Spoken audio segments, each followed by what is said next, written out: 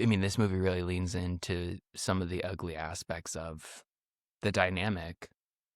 100%. It's not all just hot men Yeah. and cock rings. I don't know. Was there even a cock ring in this movie? I don't remember seeing any.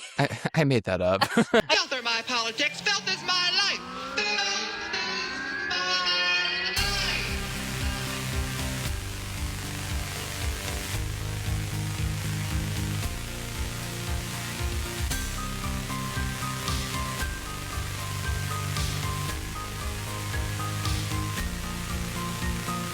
Take whatever you like.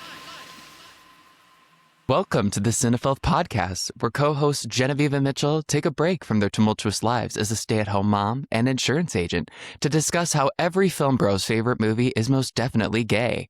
I'm Mitchell. And I'm Genevieve. It is a pleasure. Today, we continue our journey of spreading the gay agenda by discussing a movie that isn't gay at all, Pillion. If you enjoy what you're hearing...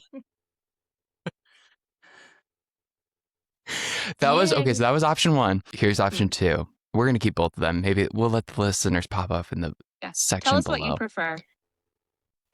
Gay sex, leather, dom, top, sub, bottom, cock rings. No, we aren't talking about The Mask again. We're talking about Pillion. I like that one. Good job. Should we set before we start the episode? Which one of us is the dom and one of us is the sub? I don't know anymore. You surprised me.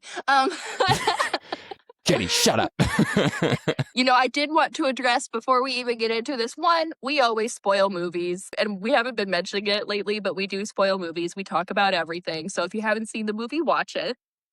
And two, this movie is very morally ambiguous in a lot of ways. It keeps a lot of things open to interpretation. And it's around some touchy subjects, things like sex and consent, power dynamics and relationships, things like that. You know yourself, so proceed if you wish, which I hope you do, which is probably more forewarning than Colin in this movie receives about what he's getting into. And if you enjoy what you've heard so far, make sure to like and subscribe on YouTube and give us a 5-star rating on your respective podcast app. And maybe, just maybe, if you do those things, maybe send me a DM, show me the receipts.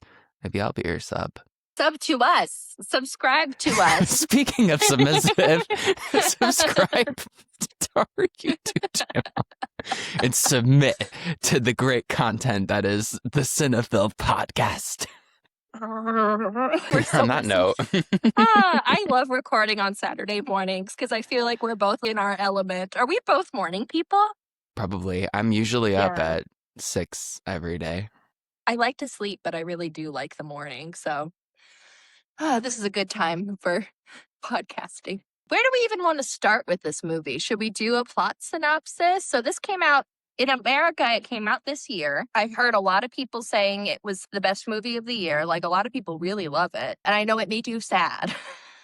It did. I had a very conflicted opinion about this when watching it because part of me was sad and then I'm like, it always sucks when you get mistreated in a relationship. But then also, I'm like, that's what people are into. And I think by me saying this is sad, that's me kink shaming. And I'm not trying to kink shame my sisters in leather, my sisters in cock ring. This movie is about two, not young, one is younger, but they're in their 30s and 40s. Colin, who is played by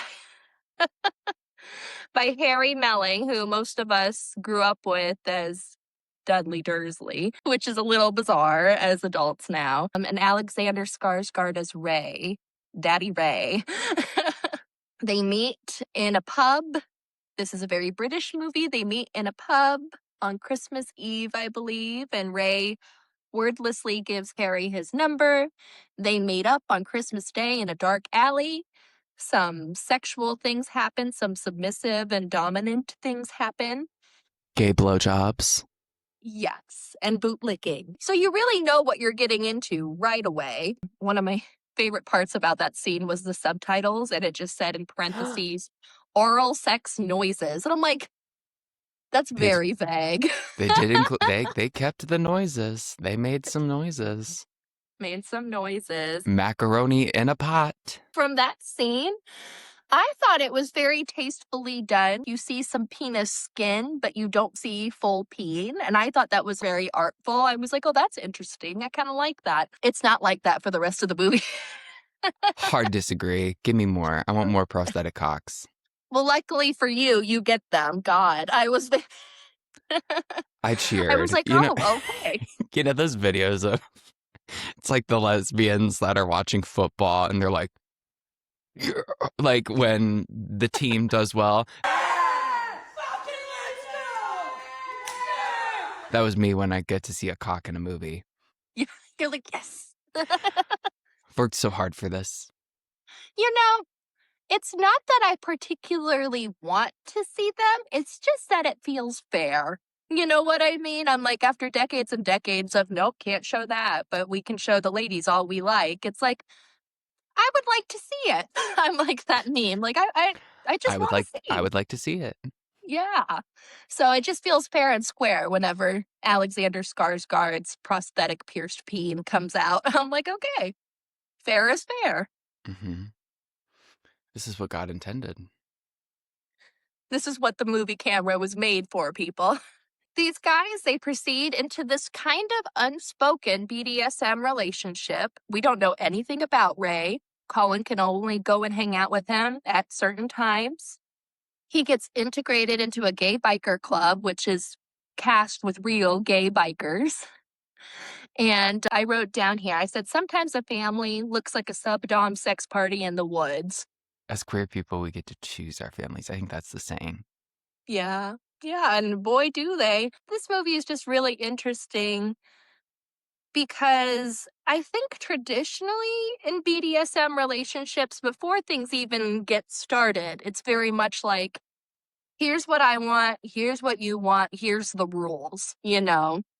Whereas in Pillion, it's not that they're totally unspoken, it's just that they aren't totally laid out either before anything happens. It just kind of, as Colin goes, he kind of learns the tricks of the trade, so to speak.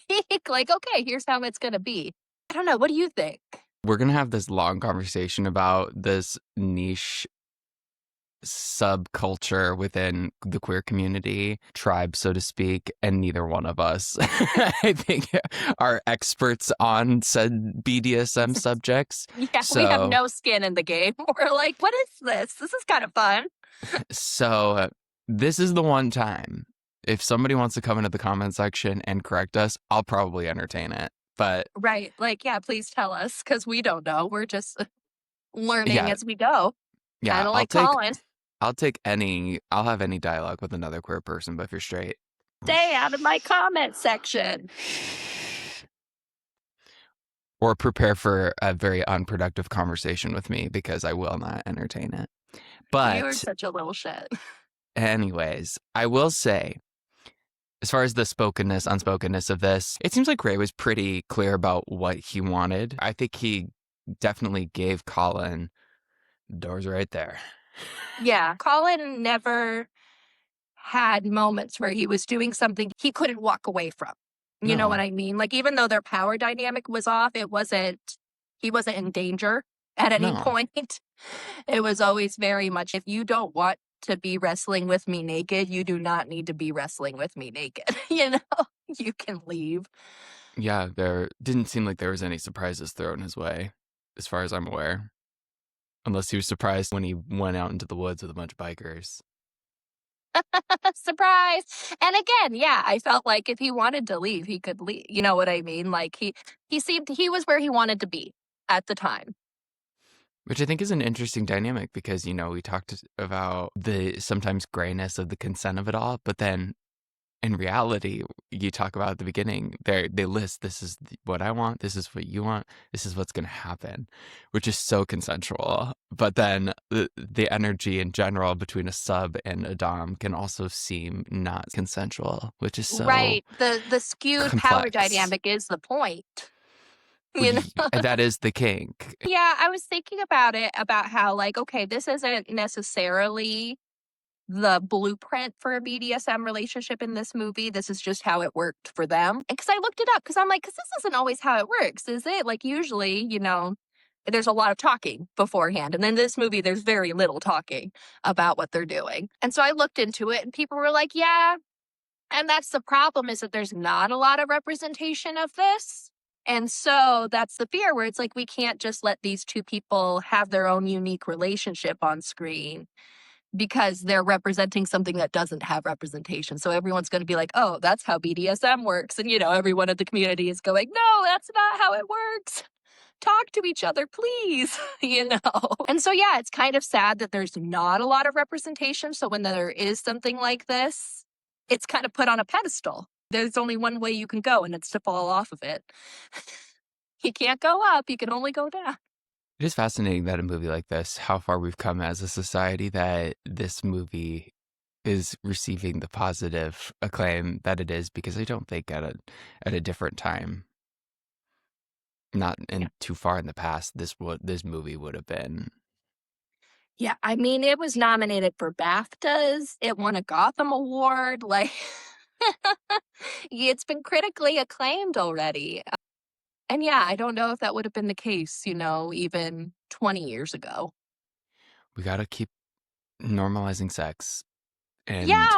making it not taboo. And I think more movies like this that explore these, I keep saying subgenre, this subculture within the queer community is really cool, because you don't see it a lot. And I'd love to see that we're getting more and more different types of queer stories, not just your standard Hallmark. Yeah, I don't want to say white cis gay, but this movie's very cis white gay. Yeah. But one thing I like about this movie is it makes you realize power dynamics are at play in every relationship. They're very central to this relationship, but the more, I think everyone's going to find situations, or even just little unspoken conversations, eye contact conversations, so to speak, that you'll relate to. There's lots of things that go unspoken in relationships. Not everything's a conversation. Like, do I ask my husband before I give him a kiss on the cheek? No, not really, And yeah, so I just think it's really interesting how, one, this is kind of universal in a way, just because everyone has to learn what they want from a relationship. And we get to see that in Pillion with Colin and Ray, where obviously Ray knows what he wants. And he's very stubborn and this is what I want, no exceptions. This is how it's going to be. Whereas Colin goes along with it because he likes it. But he definitely learns over the course of the movie, oh, actually, I want something something like this, but just a little different. He wants his one day a week where he gets to sleep in the bed. Exactly. And go to the movies. Which I think is fair. And I like how being in this submissive relationship, or the submissive position in the relationship, it seems to really empower him in some ways, until it doesn't. But I don't think he would have gotten to that point where he realizes, oh, this is what I want, if he didn't have the rest of the relationship first. He grows so much over the course of this movie, I think. And I went to the director's Ask Me Anything on Reddit, and it was really interesting how people had different viewpoints on that. Some people were with me and were like, hey, he grew and figured out what he wanted. That's cool. And other people were like, no, he thinks that's what love is, and now he's just looking for more of the same, and he's been brainwashed. And I'm like, what? What? And to me, that really removed agency from the character. And so that was... What do you think? I think they're completely wrong. I'm like, did you watch the last 5 to 10 minutes of the movie where you see him going onto Grindr and very clearly laying out what he wants out of a relationship, and then the movie ends with him starting a new one, which, that is growth. I thought so, but some people seem to think it was like a cycle, cyclical. They were like, oh, he's just going to go do it again because that's what he thinks love is. J.K. Rowling she was lurking in the Reddit comment threads about how horrible this movie brainwashed my child actor. Oh my god, she's the worst. Absolute garbage. It makes me so happy seeing all of these Harry Potter actors go on to do, a lot of them are doing cool things, and Yeah. who would have thought Dudley Dursley would be doing this pretty small, really, really queer, which I don't know if he's Mhm. queer in real life. I don't, Yeah, I don't know. I'm gonna click on it's, his name. I have him right in front of me on Google Wikipedia. it, Dudley Dursley gay? I have his Wikipedia in front of me, and he's just adorable. This whole movie is messing with my search history. It's like, how does a BDSM relationship typically work? Does it hurt to have sex with the penis piercing? It's like, oh God. Did you Uh, look that up? yeah, I did. No, I thought about it, but I didn't. I've started It watching gay says, porn. right. It says Harry Melling keeps his dating life private. He's a trans ally. He stands for empowerment. I believe that. But yeah, I was very curious whether, because you would think that it would hurt to have sex with the pierced penis, like to be the one with the pierced penis. And you would think it would not feel that great to receive a pierced penis, especially anal. So, anyway, No, I think that's like, apparently it feels really good, supposedly. well, good for them. I just don't, the logistics of it. What if it gets caught somewhere up there and rips But out? yeah, what if it comes undone and then you got a ring in your butt? I'm sure hospitals see worse all the time. Have you ever had a cock ring get lost in your ass? Call in. Has your cock ring ever been misplaced in somebody's asshole, throat, or vagina, or any hole? Call in, Let us please. know. Couldn't be me, but we support you in all You're your young. shenanigans. You're young. The one thing that does make me sad about this movie is because I So he's don't not think, gay. no, they don't comment on their sexuality publicly. I think that's fair. But I think what's interesting about this movie is I don't think their relationship is sexually abusive, but I think it does get to the point where it's kind of emotionally abusive. You know? Oh, I know. Colin, I keep wanting to call him Harry. I keep wanting to call him his actor's name, but Colin, his mom's dying from cancer. And he makes it kind of clear, like, I do want you to be more involved with my family. I do want our lives to be a little intermingled. And Ray's just totally not receptive to that. It just feels like, okay, that's not what you want from the relationship, but you're older and wiser. And I think you should be recognizing, maybe either you do need this from me or you need this from someone else. And we should call it a day, you know? That, I mean, yeah, that's kind of where things for this movie got dark-sided to me, because there comes a point, not near the end of the movie, where you can just kind of tell it's like, I don't think this exact dynamic and agreement is not what is good for Colin. I think it's an all or nothing, and you can tell throughout the movie. Colin does have that emotional desire for, is good with a lot of it, but does ultimately want something less severe than what Ray does. And that's why the ending of this movie is just, it's so devastating, especially because Ray, and this is me maybe jumping ahead in the plot, but it's like he basically, this is the most manipulative fucking shit you could do. It's dangling this thing that Colin very clearly wanted, which was something maybe more dynamic, in that I want days where we do have this little more normal relationship with each other. And then the next day to just ghost. And ghosting is, that is, I was so depressed watching him look for him. It's so, and his dad helping him. And I have a question that the director wouldn't answer, which is, do you think he intended to ghost before they had a normal day? Or do you think the normal day scared Ray or made Ray realize something and then he decided to ghost? Like, do you think he had pre-planned it? I don't know. That's because it was shocking that he did it. Right. Like, it was shocking that he did it at all, and then shocking that he was just like, I'm out. But within that day that they have together, you see the moments where he's both enjoying it, and then times where you can tell he sees there's a problem. Impatient. Yeah. Yeah, that this isn't. This isn't their relationship. No, this isn't You- what I think he knows. This can't become normal for me. One of the other subs on the sexy camping trip was like, he doesn't kiss you. You guys never kiss. I could not live without kissing. Like, I need some kissing. And so on the day off, Ray and Colin kiss. And for me, that was the moment. It felt to me like Ray was like, oh, I do have feelings and I don't wanna. I don't wanna do that. And so I'm gonna leave. And so it felt very much avoided to me. Not to throw around therapy speak, but very much like, I don't want to deal with this. And so I'm just gonna ghost. And that's fucked. It is fucked. You're correct. I also liked how this movie, even though it's about this very kinky relationship and power dynamic, it also becomes kind of boring. Like it becomes boringly domestic at a certain point where it's like, I get up, I do this, we do that. But da da da da, I buy the groceries, I cook the meal. And, it was so interesting how something so subversive can become incredibly boring. Just like, this is just how it is. We're all doing the same shit, but in Yeah. different ways. Oh, Some of us goodness. just have a giant padlock around our neck and a buzzed head.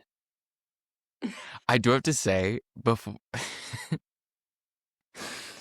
I remember when the padlock and the key necklace first made its appearance in the movie, I was like, oh my God, that's cute. Right? I'm like, that's hot. I wish somebody would give me a padlock. But Right. I then kept part of me waiting was for him to also like unlock terrified. it at some point. I'm like, this is so symbolic. You gotta unlock it sometime. And no, never unlocked it. And I was But like, that thing okay. was big. That was a big padlock. Yeah, it's like you couldn't go to a party and not have people be like, what's going on there? Jenny, what are your thoughts on cock cages? I don't know what that is. It's basically a cage that you put on your cock, and the person that can unlock the cock cage is your. Oh, let So me you look it can't. up. I don't know if you can get hard when you have one. Oh, I see. It almost looks like a muzzle. Yeah, for your wiener. Hmm. And so, like, if you do, it would be painful I think if so, you had an and I think erect. that's the point. Is like you're not allowed to have. You're not allowed I to think enjoy I don't this think that's until. for me necessarily because I don't want to cause anybody pain. That's not me. But I think it's fun. I'm like, that's fun. I keep an open mind. I'm woke. Yeah, there were many times in this movie where I was like, would I do that? Sure. And then there were other points where I was like, nah, I'd walk away. I'd walk away so fast at other points. The sleeping on the floors where they lost me. Think I would do that for Alexander Skarsgård in another life, in the life I am not living. But there's a scene in the woods that I would have just gotten up and left where the other sub goes down on Ray. I'm too jealous. I would have been like, Oh yeah. fuck you, I'm out, Fuck goodbye. you. Fuck you. Fuck you. Not you. You can choke. 100% that would be, you can literally choke, goodbye. So yeah, it's always interesting watching movies about skewed power dynamics because I think it's just kind of natural to put yourself in those shoes. Like, okay, what would I do? Where would be my line where I'm just kind of like, okay, nice to meet you, goodbye. Well, this was fun. Yeah. Well, also, I'm a woman. So if someone took me in a dark alley, I'd be like, I'm going to die. Goodbye. But would you follow somebody into a dark alley? No. So maybe this relationship just would have been a non-starter for me. I would So have you been think like, Alexander no, Skarsgård's disgusting? that's just we do one of those like clickbait cover photos and it's like Alexander Skarsgård, disgusting. Ew. I haven't seen that in so long.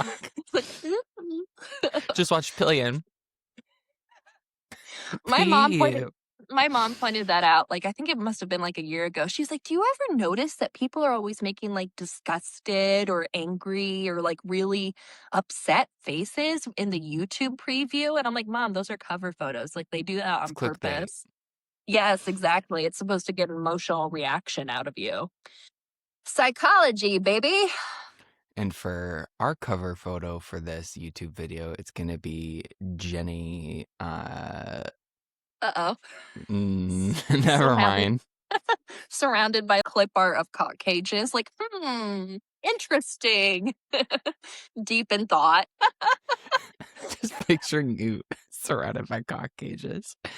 Also, I had a conversation with Richard and Katrina last night about, well, Richard was commenting that he likes the video element of our podcast, which was very nice. And I was telling him like why we started doing it as far as it makes short form content easier to have something to base off of. And he's like, why don't you just get like animated graphics? And I looked at him and I was like, who do you think's gonna fucking do that? And then I suggested, I was like, wouldn't it be really funny if we had AI generated graphics of us talking shit about AI? How much we hate AI. But it's an AI graphic Lord. depicting us saying it. I was like, don't tempt me, don't tempt me, don't tempt me. That's so funny. Oh, you know what were we one talking thing? about? I'm totally going on to a different subject, but one thing that's really interesting is that this movie is based on a novella, so a short novel, Mitchell, called Box Hill. Fuck you. Did I know what that was? No, but fuck you. This is why they paid me the big bucks. To make me feel like shit. I'm sorry. Not really. I'm not really sorry. It's okay. I genuinely didn't know, so you were absolutely right for assuming I didn't know. Well, it's based on this novella called Box Hill. And this one, you know, I said the movie isn't really sexually abusive in my opinion, but the book absolutely is. Like, even in the synopsis, there's rape. He's like forced to do things with the other bikers. It sounds intense. And I'm just like, I'm really glad they toned it down for the movie so that it wasn't just upsetting the whole time, so that there actually was ambiguity and you could actually like see yourself in the relationship instead of like, and then he raped me and now I guess we're in a relationship. And it's like, oh no. Well, I think if you were to depict it in such an extreme way, you're never going to get people who might have been more open to the idea of enlightening themselves on it. They would just completely reject it entirely, even though there's obviously so many different types of BDSM dynamics. So I think if you were to stay true to that version of it, people just wouldn't accept any of it. And I don't think like the movie would have been able to be as explicit as it was. It would have had to be toned down in other ways. Things would have had to have been suggested that were just out there in the open in the actual movie. You know, it was really interesting when they had the day off. I forgot that Colin had any interests. Barbershop singer, you miss God. I forgot. Because, the whole movie starts with barbershop. I loved it. It was so cute. I want a barbershop boy. Yeah. I You think I'm can't gonna move help to but the just UK. love this kid. Yeah. Kid. He's probably older. He is older than me. I was But like, he's 53. well, and that's what's so interesting is that in the start of this movie, Harry Melling, Colin, he does seem almost like a child. You know, he lives with his parents, which is very common now with the economy being what it is. But he lives with his parents. His mom's trying to set him up with other dudes. With I think it's like Alexa Free Britney or something. Yes, it's just this very Very cringe. That type of gay does exist, though. Yeah. And it's one of those things where, yeah, you see this guy could ostensibly date, but he's not into what's being offered. So when Alexander Skarsgård makes a move, it's like, yes, thank you. Get me out of here. The mom's role in this movie, they kind of paid her dust. There was something very special about this movie with the parental dynamic in it, in that it's these two parents that are very clearly accepting of their queer son, but wrapping their head around him being in this BDSM relationship. I thought that was really interesting, and that's one of my favorite scenes in the movie is when the mom is saying, you treat my son like shit, Who the fuck are you? And she's got cancer. And then she just dies. And he doesn't go to the funeral. Ray does not. No, no. And I think that's probably what makes me the saddest about the fact that Ray and Colin don't have clear definitions for their relationship, don't have language for it, because I wish that Colin could just say, hey, here's what our relationship is. It's okay if you don't understand it. Like, we can still have our relationship. Like, I don't think he has the language to talk about it with his parents. And it like isolates him. It like gets him further and further while his mom is dying. And that's really sad. And I think for me, like for Ray being older and more experienced, like that should have been a red flag for him. Like, hey, you still need to have a relationship with your parents, you know, tell him what you want. But yeah, that for me is the worst part of the relationship is how it distances Colin from his family. I'm like, that should not, no matter what you're into, that shouldn't be the case. Like, that's sad. But then it is complicated in the fact that some people just don't get it. And there's certain things that certain people just inherently understand and then some that don't. So Right. how do you explain to your parents, oh, I like this relationship where he objectively treats me like shit and that's what I'm Mhm. in, like that is what I'm into. Right, right. It makes me happy. Yeah. Because they're gonna be like, what the fuck's wrong with you? But Mhm. people just be that way.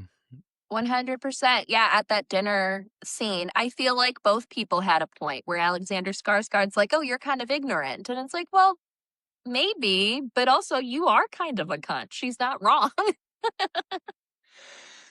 Yeah, this movie's so complicated, and I like that. I like that there's room for interpretation and there's room to be like, "I understand this, but also I don't like it." You know, or "I get what you're saying, but also your son is happy." But is he really if he can't have, and that's the thing at the end of the day, I think this movie is just really about finding balance and finding what you want, because he learns the hard way. He doesn't want a life where his normal life and his sub-dom dynamic are totally separate. He does want to be able to marry those things a little bit, Yeah, even just which, one day a week. gosh, yeah, that in the scene with him burning his hands, like, Oh, is tough.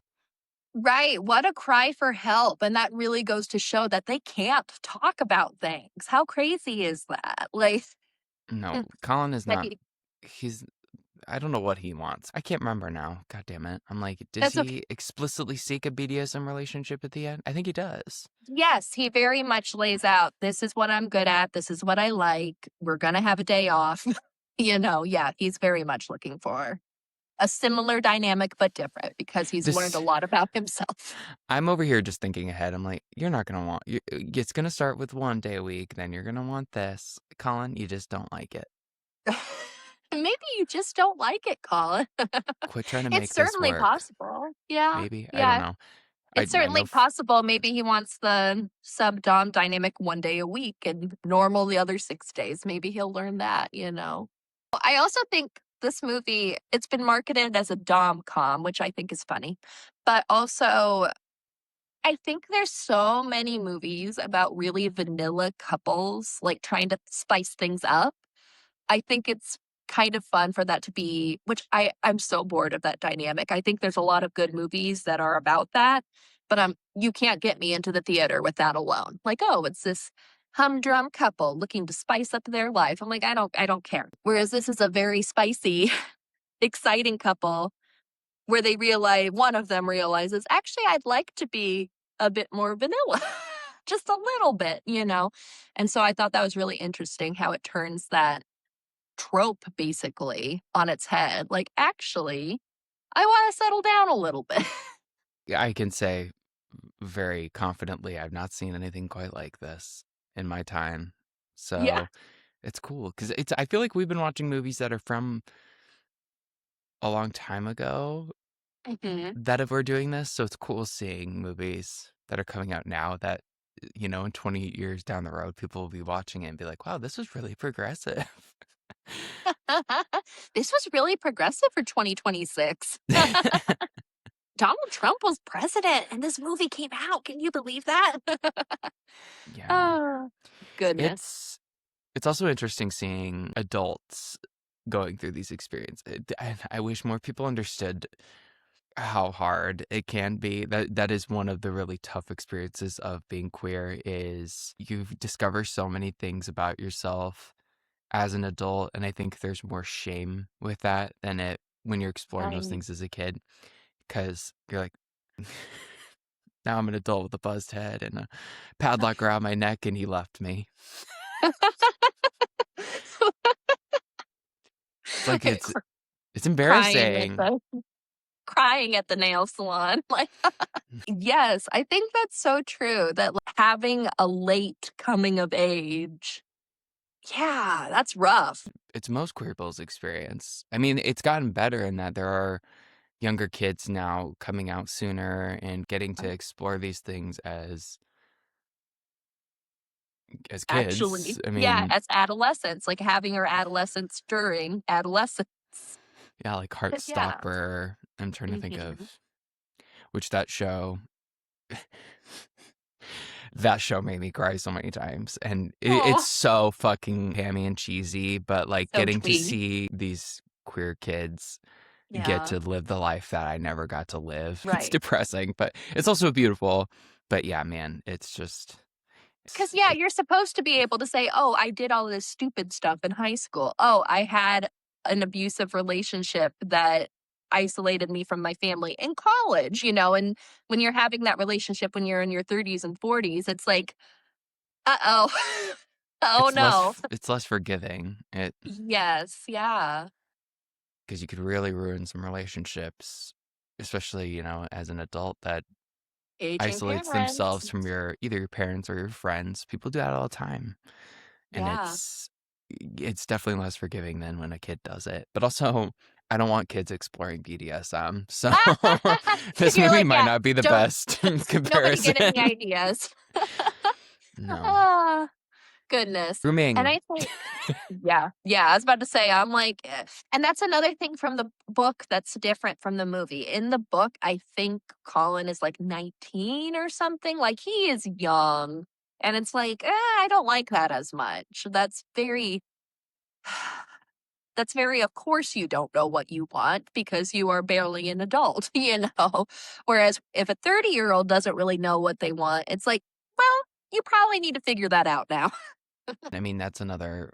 I'm just this episode is the one where Mitchell talks about all the shitty parts about being gay and queer. I think it's important to know it's like you are 19. We don't have a lot of guidance. So Mhm.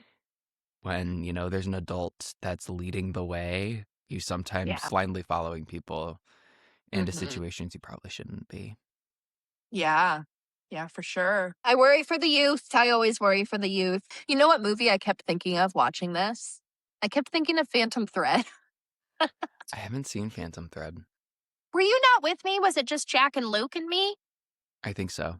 Oh my, that's so random. I We kind all of saw love it. Shape of Water together, right? Yes, yes. And then I think I went with them to go see Phantom Thread. Like we were just doing the Oscar run, basically. Who hated Shape of Water? Was that you? I didn't love it, but I liked it. Somebody So I hated it. don't think it was me. I don't hate it. And I don't think Jack hated it 'cause Jack's obsessed with Guillermo del Toro. Maybe Luke hated it. Luke, phone in. Do you hate Shape of Water? Yes or no?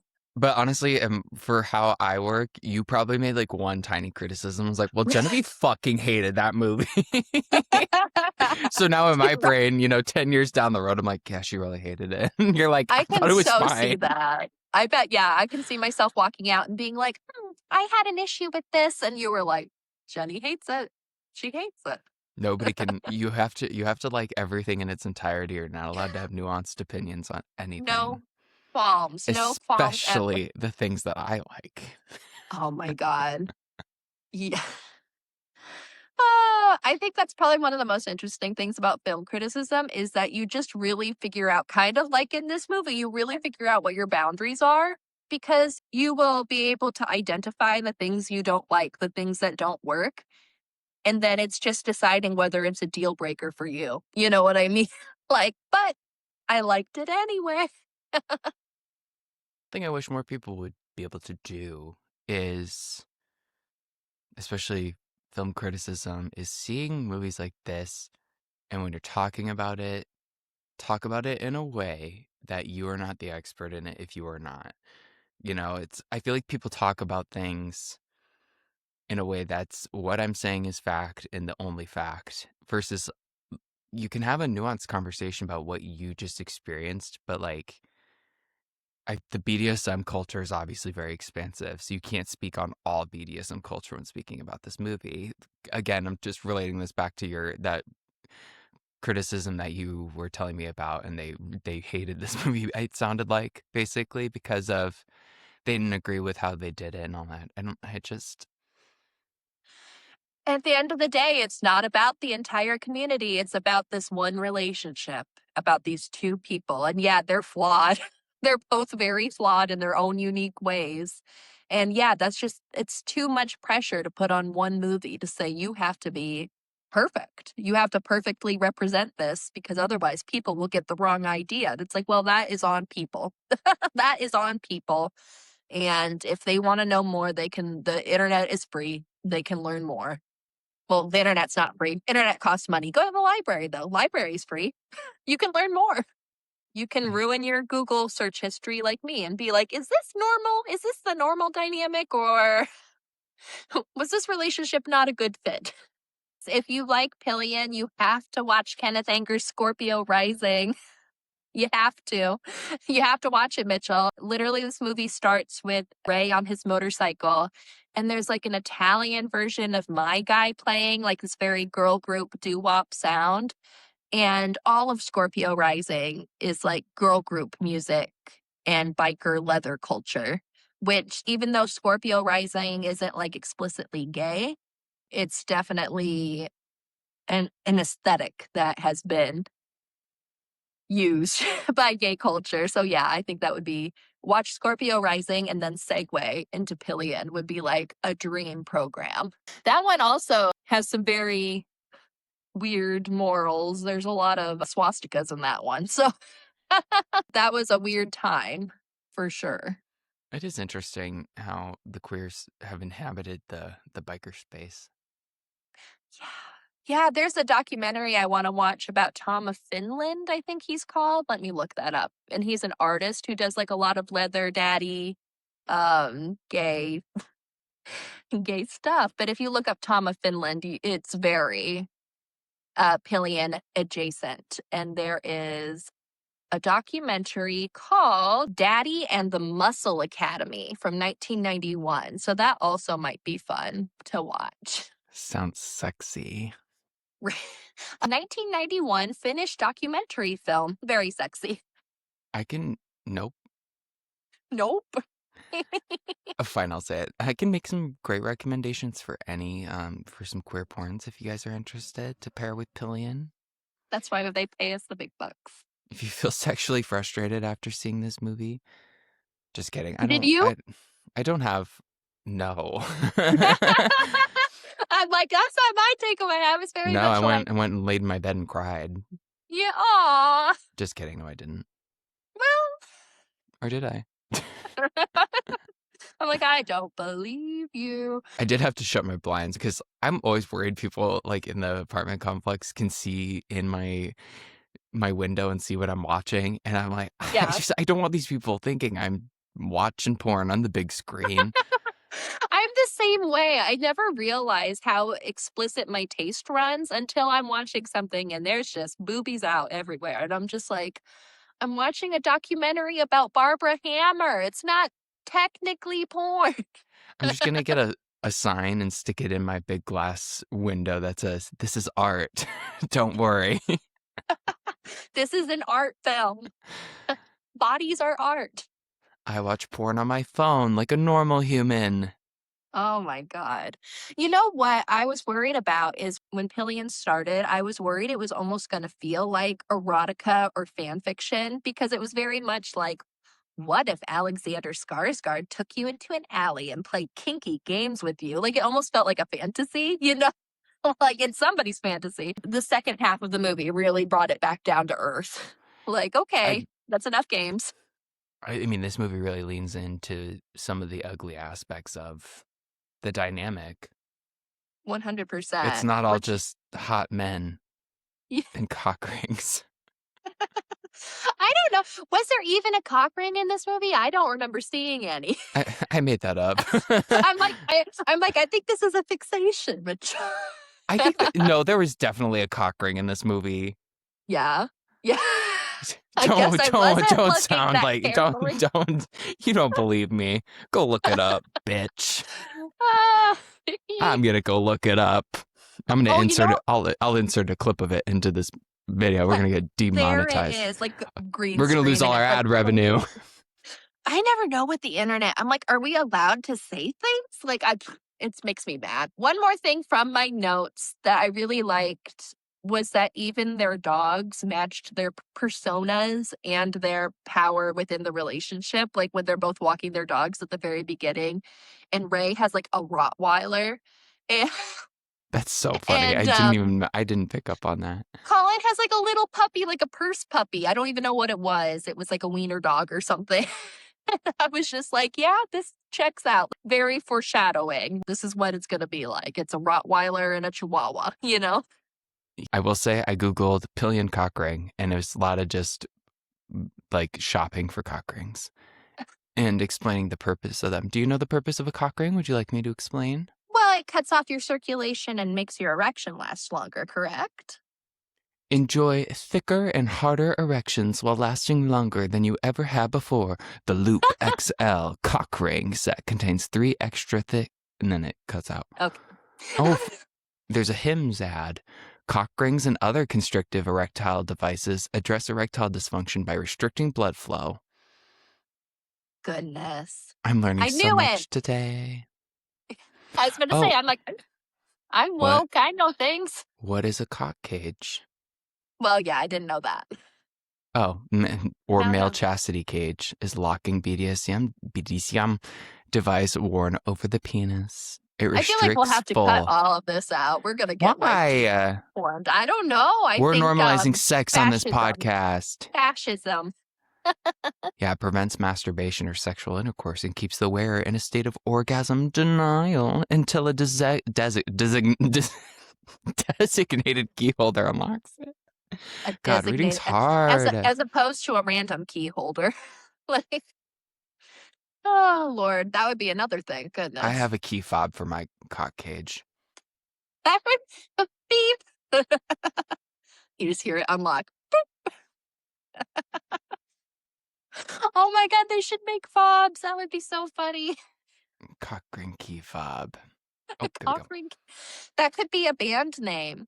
Cockring Key Fob. So Pillion. So Pillion. I'm really glad I watched it. You know what's so funny is in your video where you talked about how the mask is gay.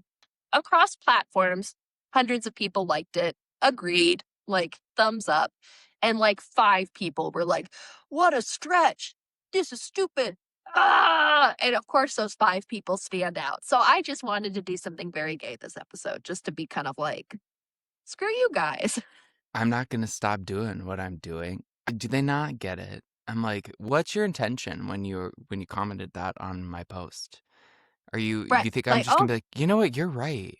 I'm wrong. you're so The mask so is right. so straight. Oh, Lord. People are crazy. I just love how it seems like most of the incels on the internet have no sense of humor and they can't read any form of sarcasm because I literally got a guy to Google the mask gay sex scene because I told him there was a gay sex scene in the comic books. I've never read the comic books. I fucking made that up. But he double checked for me. And then and the best part was and this is just a note for anybody listening. If you say you're going to walk away, don't follow up with 4 more comments because you didn't walk away. And now I'm laughing more at you. Oh my God. Absolutely wild. And and it was really funny because our last episode, I started it with, that people don't actually make their own stuff on the internet. They're just lurking. They're not vulnerable.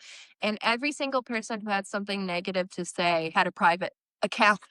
And I was just kind of like, case in point. Like, you guys, Don't be afraid to put yourself out there. Don't be afraid to be wrong. Everyone's so opinionated, but nobody is vulnerable, if that makes sense. I was being so vulnerable when I was talking about the queerness of the mask. Ah, Don't you know at this point that's all we do? yeah. That is the gay agenda is we insert queerness into everything Mhm. because it Well, isn't and everything. that's what drives me crazy. It's like, that's art, baby. You're gonna see yourself in it, and if you don't, learn something, you know? Art makes you relate to things that aren't necessarily actually about you. You know what I mean? Like, I watch Pillion and I'm like, "Ooh, I like skewed power dynamics. I enjoy these stories. What does that say about me?" You know what I mean? Like, you just that's If you art. if you don't insert yourself into any of it, I don't think you're really going to have much of an emotional relationship to most things that you consume. Right. Thus, You're having a just not that's consuming. what a boring experience. You're just consuming. You're just observing. You're not engaging. And it's like, you got to engage, baby. Have fun. And, maybe that's why sometimes people feel threatened when you're like, oh, this is about, it's like if I walked in and said, the mask is about misogyny. And they'd be like, how dare you? Because they see themselves in it. And they're like, I can't be a woman or I can't be misogynist. And so therefore, Well, yeah, I that's am mad. just shines a light on how more fucked up these people are, and that it's like, how dare you try to relate yourself to my story? But yeah, Pillion, very good. If you liked this conversation, 5 stars everywhere, thumbs up, subscribe. You can find us on Instagram at CineFilthPod. If you just have information for us, you could send us information because clearly there are some things that we are ignorant about and some things that it's okay if we're ignorant. I don't need to know the details, man. There's some things that I'm intentionally ignorant about. Right. It's like, I don't need to know that. I don't need to read all the comic books for The Mask. No. I don't want to. I don't. Yeah, honestly, after reading the plot synopsis for Box Hill, I'm like, that sounds like a thoroughly unpleasant experience. I I'm don't just, know if I want to read it. I would read it, but I Yeah, don't have time for that. I got one book on the docket and it's going to be a while. yeah, I feel that. I have like a book that's like 4 days overdue at the library. With books and music and movies, sometimes if someone recommends something, I get like extra, like, well, now I'm never gonna. I don't know. I feel like lately my demand avoidance has been on the up and up as I age. Like the more like someone tells me to do something, the less likely I am to do it. Speaking of watching recommendations, and we can leave this Yeah. in here. I think it'll be a fun little addition. I Yeah. did watch Texas Chainsaw Massacre from 2003, right? Is it 2003, I think? You're correct. Yeah. I remember seeing clips of that as a movie and I thought it was so scary. And watching it as an adult, I was just sitting. I was like, what is this Marvel Cinematic Universe of this town?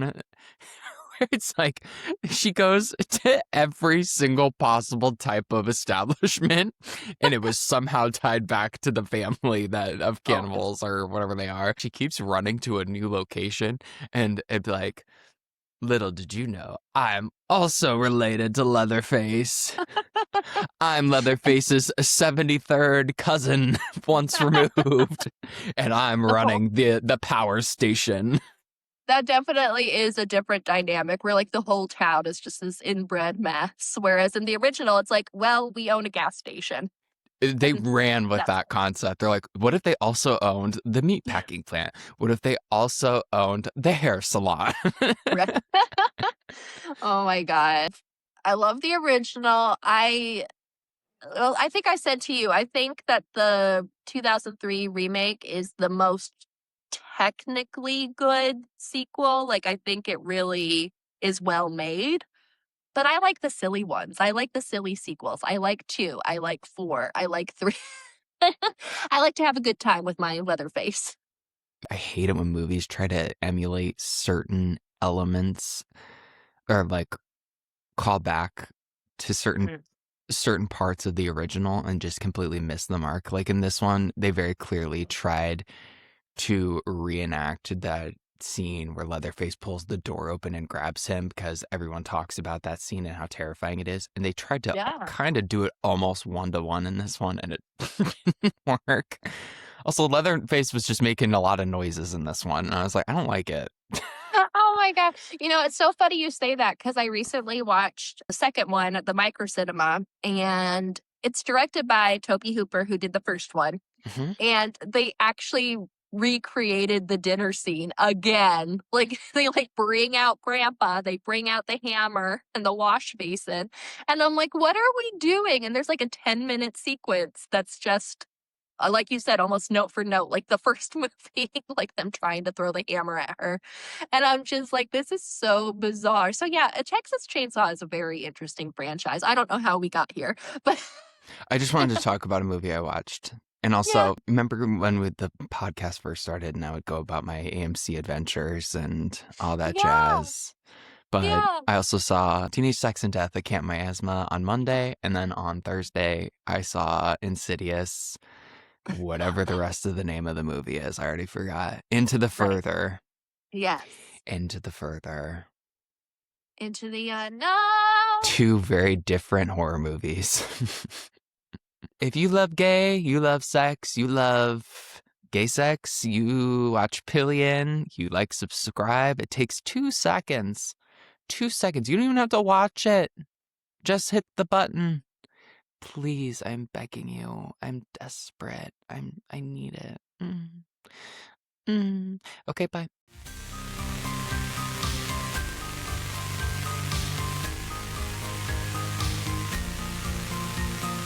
Take whatever you like.